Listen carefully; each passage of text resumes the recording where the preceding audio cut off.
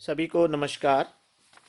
मैं सज्जन कुमार खत्री, शिक्षा विभाग हरियाणा, विषय अर्थशास्त्र, कक्षा +2, मुद्रा विषय के बारे में आज हम एमसीक्यूज और ट्रू और फॉल्स करेंगे। मुद्रा, अर्थ, कार्य व पूर्ति, इससे संबंधित एमसीक्यूज और ट्रू और फॉल्स।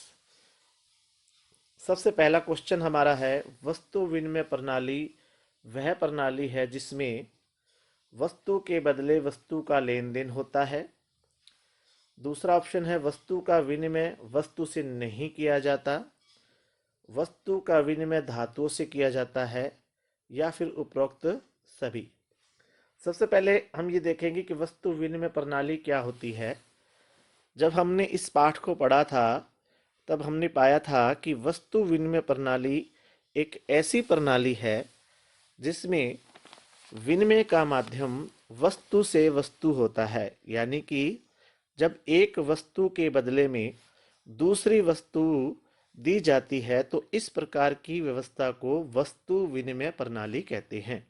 और जब प्रारंभ में, यानी कि जब से आर्थिक प्रक्रियाएं होनी शुरू हुई है, उससे पहले वस्तु विनिमय प्रणाली जो है अर्थव्यवस्था में पाई जाती थी।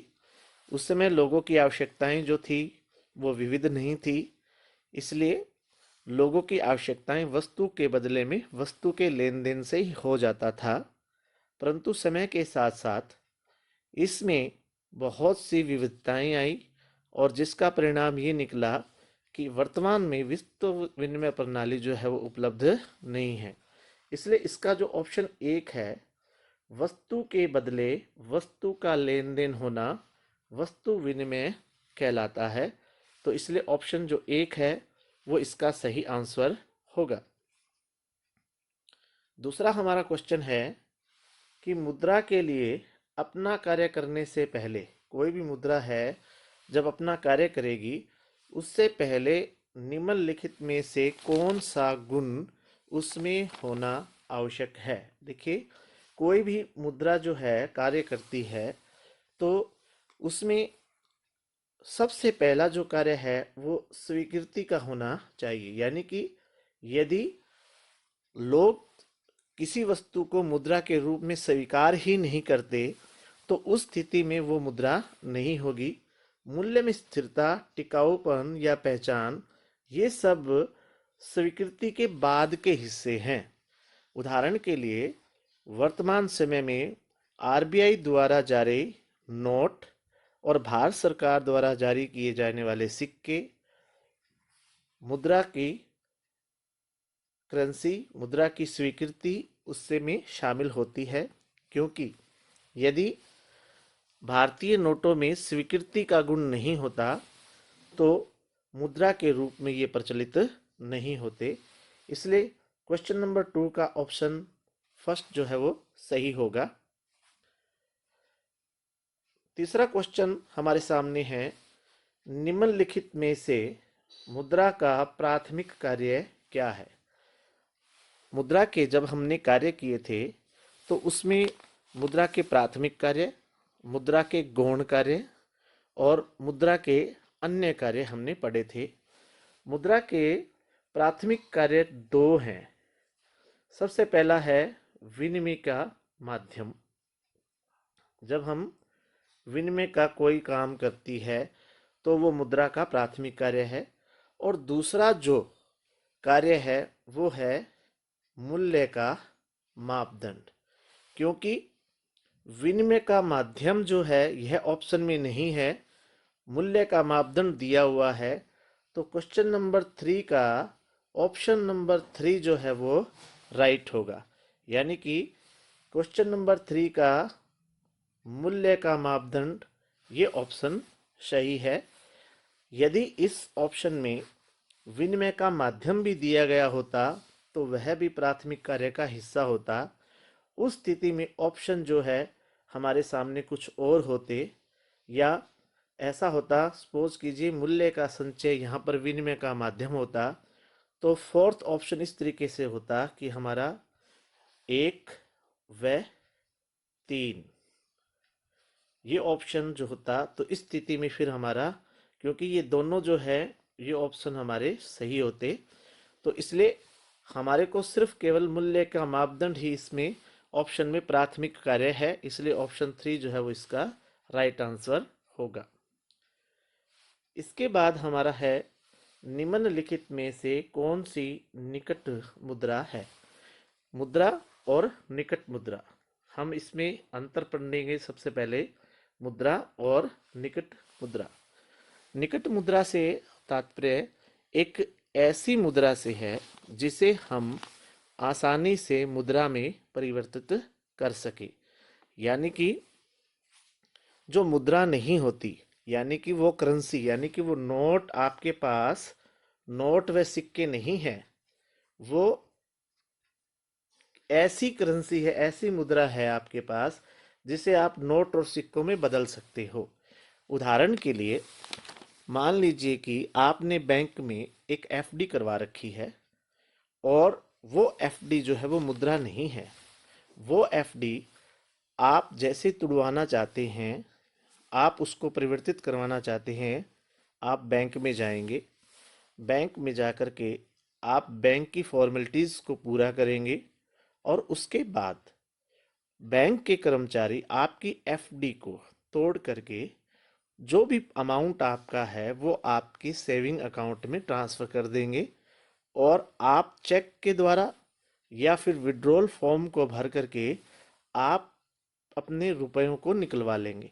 तो यानी कि जो एफडी है आपने जो करवाई है, उसको हम मुद्रा में परिवर्तित कर सकते हैं, नोट और सिक्कों में।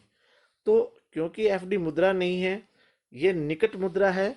निकट मुद्रा वह मुद्रा होती है जिसे हम कुछ समय में या कुछ समय देने के बाद उसे मुद्रा में परिवर्तित कर सकते हैं।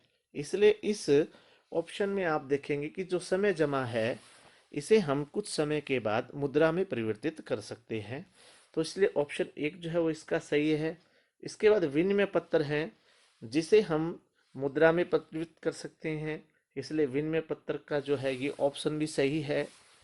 इसके बाद है ट्रेजरी बिल, खजाना बिल जिसको बोलते हैं, उनको भी हम मुद्रा के रूप में बदल सकते हैं। तो ये भी ठीक है। इसलिए जो ये ऑप्शन हमारे सारे के सारे सही हैं, और लास्ट ऑप्शन है ये सभी। तो इस क्वेश्चन का जो राइट आंसर होगा वो होगा ये सभी। क्वेश्चन नंबर 4, ऑप्शन नंबर 4 सही।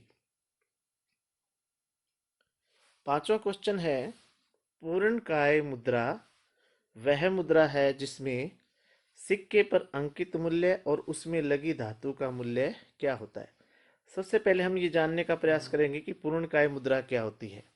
पूर्णकाय मुद्रा में जो हमारा अंकित मूल्य होता है वो, और उसमें लगी जो धातु होती है वो एक दूसरे के बराबर होती है,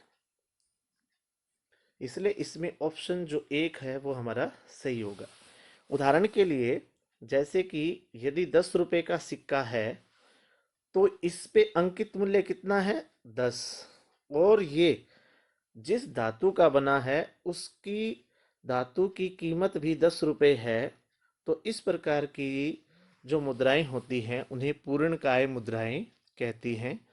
प्रारंभ में जब मुद्रा का आगमन हुआ उस समय सबसे पहले पूर्णकाय मुद्राएं जो हैं वो पाई जाती थी, क्योंकि जो सिक्के ढाले गए जाते थे वो सोने या चांदी या किसी अन्य धातु के होते थे। उस पर जितने मूल्य का लिखा होता था उतने की धातु भी उसमें लगी होती थी। इसलिए पूर्णकाय मुद्रा जो है वो प्रारंभ में आई मुद्रा के समय ही पाई जाती थी। वर्तमान समय में पूर्णकाय मुद्रा जो है बहुत ही कम देशों में विकसित है, पाई जाती है। इसलिए नेक्स्ट हमारा क्वेश्चन है, भारतीय रुपया है। जो भारतीय रुपया है यह प्रमाणिक सिक्का, सांकेतिक सिक्का, प्रमाणिक सिक्का भी है, सांकेतिक सिक्का है, तो ये दोनों ऑप्शन सही है। और तीसरा है प्रमाणिक तथा सांकेतिक, इसलिए हमारा ऑप्शन 3 जो होगा वो बिल्कुल ठीक होगा, कि भारतीय जो रुपया है वो प्रमाणिक भी है और सांकेतिक भी है, क्योंकि भारत के अंदर जो आरबी द्वारा नोट जारी किए जाते हैं वो न्यूनतम सुरक्षित प्रणाली को अपना करके किया जाते हैं, और ये बिल्कुल प्रमाणिक और सांकेतिक हैं, क्योंकि भारत में इसके लिए कोई प्रमाण देने की आवश्यकता नहीं है और ये कानूनी तौर पे लागू किए जाते हैं। नेक्स्ट क्वेश्चन हमारा है, भारत में नोट जारी करने की निम्नलिखित में से कौन सी व्यवस्था है। सबसे पहले मैं आपको बताऊंगा कि भारत में 2 रुपए और उससे अधिक के जितने भी नोट हैं वो आरबीआई द्वारा जारी किए जाते हैं। आरबीआई का मतलब है रिजर्व बैंक ऑफ इंडिया, भारतीय रिजर्व बैंक।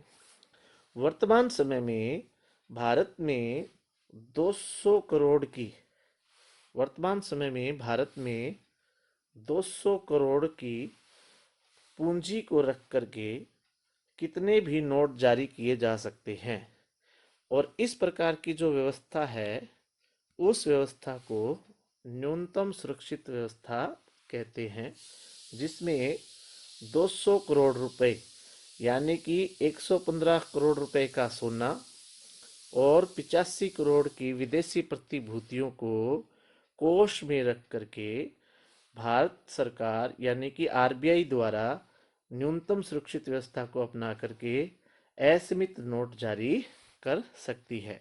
परंतु 1 रुपए का नोट और सिक्के जो हैं वो भारत सरकार द्वारा जारी किए जाते हैं, न कि आरबीआई द्वारा जारी किया जाता है। क्वेश्चन नंबर 8 कि भारत में 1 रुपए का नोट कौन जारी करता है। अभी हमने किया था कि जो 1 रुपए का नोट है और जितने भी सिक्के हैं, 1 रुपए का नोट और जितने भी सिक्के हैं ये भारत सरकार द्वारा जारी किए जाते हैं, भारत सरकार द्वारा जारी किए जाते हैं। तो हमारे सामने क्वेश्चन है कि ये जो सिक्के और नोट जारी किए जाते हैं ये इंडियन क्वानेज एक्ट के तहत जारी किए जाते हैं, इसलिए इस क्वेश्चन का जो हमारा आंसर होगा वो होगा भारत सरकार, कि 1 रुपए का जो नोट है वो भारत सरकार द्वारा जारी किया जाता है, और इस 1 रुपए पर भारतीय गवर्नर जनरल के हस्ताक्षर नहीं होते, बल्कि वित्त सचिव भारत सरकार के हस्ताक्षर किए जाते हैं। क्वेश्चन नंबर 9, भारत में मुद्रा की पूर्ति करने वाले कौन हैं। मुद्रा की पूर्ति यानी कि सबसे पहले जो है वो की जाती है आरबीआई के द्वारा यानी कि बैंकिंग के द्वारा, दूसरा देश की सरकार के द्वारा। तो देश की जो सरकार है वह और देश की बैंकिंग प्रणाली है, इनके द्वारा मुद्रा की पूर्ति की जाती है, इसलिए ऑप्शन 1 भी सही है और दूसरा भी। और तीसरे ऑप्शन में कह रखा है 1 व 2 दोनों, तो हमारे सामने जो ऑप्शन जो सही होगा वो होगा हमारा तीसरा, क्योंकि देश की सरकार द्वारा जो है 1 रुपए के नोट और सिक्के जारी किए जाते हैं, और देश की सरकार के अतिरिक्त बैंकिंग जो प्रणाली है वह भी मुद्रा की पूर्ति करता है। क्वेश्चन नंबर 10, किसी भी देश की मुद्रा की कुल मात्रा में शामिल होते हैं। अगर हम किसी देश की मुद्रा की कुल मात्रा की बात करें तो उसमें क्या क्या शामिल किया जाता है। तो किसी भी देश की मुद्रा में जो सिक्के हैं वो अवश्य ही शामिल किए जाते हैं, ये सही है। इसके बाद बिल, ये मुद्रा की मात्रा में शामिल नहीं किया जाता। इसके बाद है करेंसी और बैंक जमा, ये शामिल किए जाते हैं। सोना तथा नोट ये शामिल नहीं किए जाते। तो क्योंकि करेंसी करेंसी में हम दोनों चीज़ें शामिल करते हैं, एक तो है सिक्के और एक है नोट, तो इसलिए एक ऑप्शन जो है वो सही तो है, परंतु करेंसी में सिक्के शामिल होते हैं, इसलिए हम यहाँ पर ऑप्शन 1 जो है वो सही नहीं मानेंगे। जो हमारा 10 का सही ऑप्शन जो होगा वो हमारा होगा ऑप्शन नंबर 3, क्योंकि करेंसी सिक्के और नोट प्लस बैंकों में जो जमा राशि है वो राशि मिलकर के मुद्रा की कुल मात्रा को प्रकट करती है। यानी कि प्रत्येक देश करेंसी जिसमें कि नोट और सिक्के दोनों शामिल होते हैं और बैंक में जमा राशि को मिलाकर के कुल मात्रा का अनुमान लगाते हैं। इसके बाद है वस्तु विनिमय प्रणाली की निम्नलिखित में से कौन सी कठिनाई नहीं है। सबसे पहले क्वेश्चन समझने का प्रयास करेंगे हम कि वस्तु विनिमय प्रणाली में निम्नलिखित में कौन सी कठिनाई नहीं है। यानी कि वस्तु विनिमय प्रणाली की अगर हमें कठिनाइयों के बारे में पता है तब हम इस क्वेश्चन का आसानी से आंसर दे सकते हैं। जैसे वस्तु विनिमय की कठिनाइयाँ कौन कौन सी होती है। सबसे पहले है आवश्यकता का दोहरा संयोग। तो ये कठिनाई है कि आवश्यकता का दोहरा संयोग हो या ना हो, तो ये कठिनाई नहीं है, ये तो कठिनाई है, इसलिए ये ऑप्शन जो है हमारा सही नहीं है। इसके अतिरिक्त इसके बाद है सत्कृत भुगतान प्रणाली का अभाव। तो हमारे यहाँ वस्तु विनिमय प्रणाली में सत्कृत भुगतान की प्रणाली का अभाव पाया जाता है, तो ये भी कठिनाई है। मूल्य के संचय का अभाव, ये भी कठिनाई है। मूल्य की समान इकाई का पाया जाना, मूल्य की समान इकाई का पाया जाना, तो इनमें से ये जो कठिनाई है मूल्य की समान इकाई का पाया जाना, ये निम्न में से कठिनाई नहीं है, इसलिए ऑप्शन 2 जो है वो हमारा सही आंसर होगा। इसके बाद हमारा अगला क्वेश्चन है निम्नलिखित में से कौन सी मुद्रा की पर्याप्त परिभाषा है। यहाँ पर हम सबसे पहले ये परिभाषा देखेंगे कि मुद्रा कोई भी एक ऐसी वस्तु हो सकती है जिसे वस्तुओं के लेन देन के रूप में स्वीकार किया जाता हो। यानी कि कोई भी ऐसी वस्तु जो विनिमय के माध्यम का कार्य करे उसे मुद्रा कहते हैं। तो हम यहाँ पर देखिए कोई भी वस्तु जिसे कम भुगतान के रूप में स्वीकार किया जाता हो, तो ये मुद्रा की पर्याप्त परिभाषा नहीं है। कोई भी वस्तु जिसे बैंक स्वीकार करने को तैयार है, ये भी कंपैरेटिवली परिभाषा जो है पर्याप्त नहीं है। कोई भी वस्तु जिसका सोने की एक निश्चित दर पर विनिमय किया जाता है, ये भी पर्याप्त परिभाषा नहीं है। हम चौथे ऑप्शन को तुलना में लें तो कोई भी वस्तु जो सामान्य रूप से वस्तुओं व सेवाओं के विनिमय के रूप में स्वीकार की जाती है उसे मुद्रा कहते हैं और यह एक पर्याप्त परिभाषा है।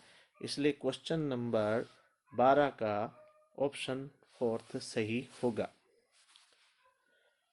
इसके बाद हम क्वेश्चन करेंगे सत्य व असत्य के बारे में। क्वेश्चन नंबर 13 जिसमें लिखा है कि वस्तु विनिमय प्रणाली में आवश्यकताओं के दोहरे संयोग की कठिनाई नहीं होती। तो इस क्वेश्चन को देखेंगे, हम याद करेंगे वस्तु विनिमय की कठिनाई को, तो उसमें सबसे पहला ही पॉइंट हमारा है कि वस्तु विनिमय की कठिनाई होती है आवश्यकता के दोहरे संयोग की। और जबकि ये कह रहा है कि वस्तु विनिमय प्रणाली में आवश्यकता के दोहरे संयोग की कठिनाई नहीं होती, जबकि उसमें कठिनाई होती है, तो ये जो तथ्य है, जो ये बात कही गई है, वो असत्य है। इसके बाद हमारा जो क्वेश्चन है वो है कि वस्तु विनिमय प्रणाली में भावी भुगतानों का वस्तु के रूप में भुगतान करना होता है। यदि अगर भुगतान करना भी पड़े तो वस्तु विनिमय में किसका भुगतान करना पड़ेगा, वस्तुओं के रूप में, क्योंकि यहाँ वस्तु विनिमय प्रणाली को अपनाया गया और वस्तु विनिमय प्रणाली वो प्रणाली होती है जिसमें एक वस्तु के बदले में दूसरी वस्तु का ही लेन देन होता हो। यहाँ पर मुद्रा का विनिमय के माध्यम के रूप में कोई कार्य नहीं करती, इसलिए वस्तु विनिमय प्रणाली में भावी भुगतानों का भुगतान वस्तुओं के रूप में ही होगा, इसलिए यह सत्य है। इसके बाद हमारा है वस्तु वस्तु अर्थव्यवस्था। वस्तु वस्तु अर्थव्यवस्था का अर्थ होता है वस्तु विनिमय प्रणाली। वस्तु वस्तु अर्थव्यवस्था में मूल्य हस्तांतरण संभव है। देखिए, वस्तु वस्तु अर्थव्यवस्था में यानी कि जिसमें वस्तु के बदले में वस्तु का लेन देन होता हो, ऐसी स्थिति में मूल्य हस्तांतरण करना बहुत अधिक कठिन होता है। उदाहरण के लिए, अगर एक व्यक्ति सारे मकान को बेच करके उससे सामान खरीद करके उसको सामान को खरीद करके वो कहीं दूर लेकर के जाना चाहता है, तो उसको हस्तांतरण में बहुत अधिक कठिनाई आएगी। इसकी तुलना में कि वर्तमान में यदि आप अपने मित्र को पैसे भेजना चाहते हैं जो कि चंडीगढ़ में रहता है, तो आप अपने शहर से किसी भी बैंक में जा कर के उसके अकाउंट में पैसे डलवा करके आप मुद्रा का हस्तांतरण कर सकते हैं। लेकिन वस्तु वस्तु अर्थव्यवस्था में मूल्य का हस्तांतरण करना जो है वो बहुत अधिक कठिन है। इसलिए जो हमारा 15वां क्वेश्चन है वो हमारे लिए होगा असत्य होगा। इसके बाद हमारा क्वेश्चन है मुद्रा में केवल करेंसी नोट शामिल होते हैं। देखिए, करेंसी जो होती है उसमें नोट भी शामिल होते हैं और सिक्के भी शामिल होते हैं। किसी भी देश में जो है वो सिक्के और नोट ये दोनों जो है वो मुद्रा में शामिल होते हैं। जबकि यहाँ पर क्या कहा गया है कि मुद्रा में केवल नोट ही शामिल होते हैं, इसलिए यह असत्य होगा। अगला हमारा क्वेश्चन है 17, जिसमें ये लिखा गया है कि चेक और मुद्रा में कोई अंतर नहीं है। मुद्रा हम पहले कर चुके हैं। मुद्रा का अर्थ होता है कि एक कोई भी ऐसी वस्तु जो विनिमय के माध्यम का कार्य करे, जबकि चेक जो है वो भुगतान के लिए मुद्रा नहीं है, क्योंकि चेक जो है वो आपसी विश्वास और सहमति पर निर्भर करता है। यह अदाकर्ता व प्राप्तकर्ता के आपसी सहमति और विश्वास के आधार पर होता है। इसलिए हम चेक को मुद्रा के रूप में परिवर्तित नहीं कर सकते या चेक को मुद्रा नहीं मान सकते। जबकि इसने कहा है चेक और मुद्रा में कोई अंतर नहीं है। लेकिन इन परिभाषा जैसे अभी हमने जाना है, चेक और मुद्रा दोनों में अंतर है। यदि आप मुद्रा के रूप में किसी को भुगतान करते हो तो वह बड़ी खुशी के साथ जो है वो आपसे भुगतान ले लेगा। लेकिन चेक से अगर वो भुगतान लेता है तो आपकी आपसी सहमति पर निर्भर करता है कि आप चेक लें या न लें। इसलिए चेक और मुद्रा में कोई अंतर नहीं है, यह असत्य है। इसके बाद हमारा जो नेक्स्ट क्वेश्चन है वह हमारा है कि मुद्रा का मुख्य कार्य है धन का संचय करना। जबकि हम ये जानते हैं कि मुद्रा का जो मुख्य कार्य है वो है विनिमय का माध्यम, वो है विनिमय का माध्यम के रूप में काम करना। और दूसरा मुख्य कार्य है मूल्य का मापदंड, मूल्य का मापदंड करना। ये दो मुख्य इसके कार्य हैं। जबकि इसने लिखा है कि मुद्रा का जो मुख्य कार्य है वो धन का संचय करना है। तो यहाँ पर हम इस पॉइंट को कहेंगे कि हमारे लिए मुद्रा जो है वो धन का मुख्य कार्य धन का संचय करना नहीं है, इसलिए यह असत्य है। क्वेश्चन नंबर 19, 1 रुपए के नोट पर रिजर्व बैंक के गवर्नर के हस्ताक्षर नहीं होते। तो मैं आपको बताना चाहता हूं कि जो 2 रुपए का जो नोट है या उससे अधिक है वो आरबीआई द्वारा जारी किए जाते हैं और इन पर हस्ताक्षर जो होते हैं वो बैंक के गवर्नर के होते हैं। परंतु 1 रुपए का जो नोट होता है वो भारत सरकार द्वारा जारी किया जाता है। वो किसके द्वारा जारी किया जाता है? भारत सरकार के द्वारा जारी किया जाता है। और यह जारी किया जाता है इंडियन कॉइनाइज एक्ट के तहत। 1 रुपए का नोट और जितने भी सिक्के हैं और 1 रुपए के नोट पर बैंक गवर्नर के हस्ताक्षर नहीं होते, उस पर वित्त मंत्रालय यानी कि वित्त सचिव भारत सरकार के हस्ताक्षर होते हैं। इसलिए हमारे सामने जो क्वेश्चन दिया गया है कि 1 रुपए के नोट पर बैंक के गवर्नर के हस्ताक्षर नहीं होते, यह सत्य है। अगला हमारा क्वेश्चन है कि भारत में 5 रुपए का सिक्का सांकेतिक सिक्का है। तो हमारे सामने क्वेश्चन आता है कि भारत में 5 रुपए का जो सिक्का है वह सांकेतिक सिक्का है, इसलिए यह तथ्य सत्य है। क्वेश्चन नंबर 21, मुद्रा विनिमय के माध्यम के रूप में कार्य करती है। हमने मुद्रा के जो प्राथमिक कार्य किए थे, प्राथमिक कार्य में जो सबसे पहला काम है वो है मुद्रा के विनिमय के माध्यम के रूप में, ये पहला कार्य है। जबकि जो दूसरा कार्य है वो है मूल्य का मापदंड, इसलिए यह ऑप्शन जो है, ये लाइन जो है क्वेश्चन नंबर 21, ये हमारे लिए सत्य है, क्योंकि मुद्रा जो है विनिमय के माध्यम के रूप में ही कार्य करती है। इसके बाद हमारा क्वेश्चन है क्वेश्चन नंबर 22, मुद्रा वह कोई भी वस्तु है जिसे ऋण के भुगतान के लिए स्वीकार किया जाता हो।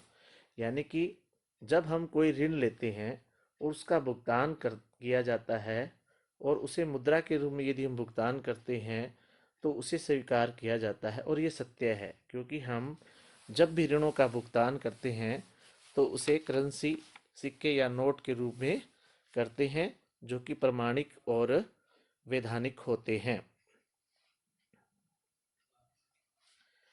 1 रुपए का नोट सीमित विधि ग्राह्य है। देखिए, जो नोट होते हैं ये असीमित विधि ग्राह्य होते हैं, और जबकि जो सिक्के होते हैं वो सीमित विधि ग्राह्य होते हैं।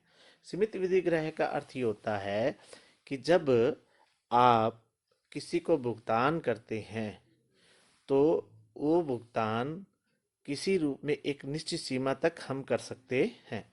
जैसे सिक्के से यदि हम 5 लाख रुपए का भुगतान करना चाहते हैं तो हम भुगतान प्राप्त करने वाला, जिसको हम भुगतान कर रहे हैं, वो लेने से मना कर सकता है, क्योंकि ये सीमित विधि ग्राह्य होते हैं। जबकि नोट होते हैं जिसका मुद्रा के रूप में हम कितना भी भुगतान कर सकते हैं, इसलिए 1 रुपए का नोट सीमित विधि ग्राह्य है, यह असत्य है।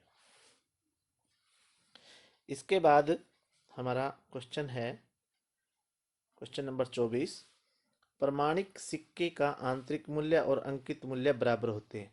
प्रमाणिक सिक्के वे सिक्के होते हैं जिनको पूर्णकाय मुद्रा के रूप में या पूर्णकाय प्रतिनिधि मुद्रा कहते हैं, यानी कि जिनका आंतरिक मूल्य का अर्थ होता है कि जिस सिक्के पर जो अंकित मूल्य होता है उतने रुपए की धातु भी उसमें लगी हो, इस प्रकार के जो सिक्के होते हैं वो प्रमाणिक सिक्के होते हैं। प्राचीन काल में जब प्रारंभ में मुद्रा का आगमन हुआ था तब सोने और चांदी के सिक्के जो है वो काफ़ी प्रचलित थे। जितने रुपए का सिक्का जारी किया जाता था उतने रुपए का सोना उस सिक्के में होता था, अथवा उसके बदले में उतने रुपए का सोना टकसाल में सुरक्षित रखा जाता था। यानी कि आप उस सिक्के को सोने में बदल सकते थे। तो इस प्रकार के सिक्के जो होते हैं वो प्रमाणिक सिक्के होते हैं, इसलिए यह सत्य है। इसके बाद हमारा आखिरी क्वेश्चन है सत्य असत्य का। मुद्रा की तुलना में निकट मुद्रा कम तरल होती है। देखिए, मुद्रा जो होती है वो अधिक तरल होती है। अधिक तरल का अर्थ यह है कि इसका भुगतान करने में हमें जल्दी से भुगतान करने में मदद मिलती है। आप जैसे यदि आपकी जेब में 200 रुपये हैं, आप कोई सामान खरीदते हैं तो आप तुरंत रुपए निकालेंगे और उसका भुगतान कर देंगे। तो ये आपकी अधिक तरल है। इसकी तुलना में कि जो निकट मुद्रा होती है उसे पहले मुद्रा में परिवर्तित करना होता है। जैसे कि मैंने बताया था, आपके मान लीजिए बैंक में एफडी है, तो पहले आप एफडी को तुड़वाएंगे, वो बैंक आपकी एफडी को तोड़ करके आपके सेविंग अकाउंट में डालेगा। आप बैंक में जाकर के सेविंग अकाउंट से विड्रॉल फॉर्म भर करके पैसे निकलवाएंगे, तब जाकर के आपके पास मुद्रा आएगी। तो कहने का तात्पर्य यह है कि मुद्रा की तुलना में निकट मुद्रा जो है वो कम तरल होती है, यह सत्य है। इसलिए हमारा जो ऑप्शन है, यानी कि जो हमारा सत्य असत्य में इस क्वेश्चन का आंसर सत्य होगा।